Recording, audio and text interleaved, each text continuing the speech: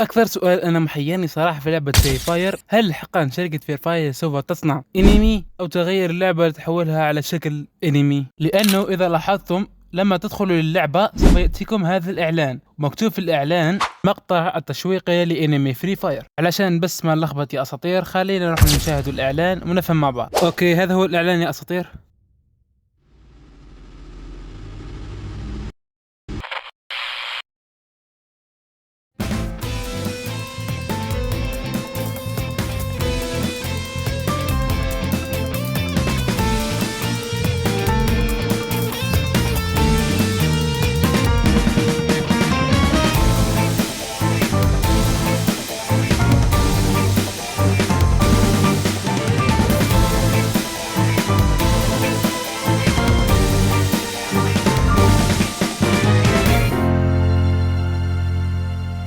أوكي كما شفنا في الإعلان، لا أظن أن شركة فري فاير ستغيّر اللعبة لتشبه الأنمي، أظن أن شركة جارينا ستصنع الأنمي الخاص بها، وتقييمي للإعلان صراحة الموسيقى أسطورية أعطيها 10/10، الشخصيات أسطورية أيضًا أعطيها تقريبًا 6.5/10، أما الرسم والتحريك باعطيه كمان 6/10، ولكن السؤال الحقيقي هل حقًا أنمي فري فاير سيتفوق على الأنميات الأسطورية؟ أما موعد نزول أنمي فري فاير سيكون عام 2026. والشيء الثاني الذي سوف أقوله إياكم هو أنني أنا أقرأ جميع التعليقات، يعني إن شاء الله سوف أصور كل الفيديوهات الذي تطلبونها مني، فلهكذا أرجو الصبر يعني.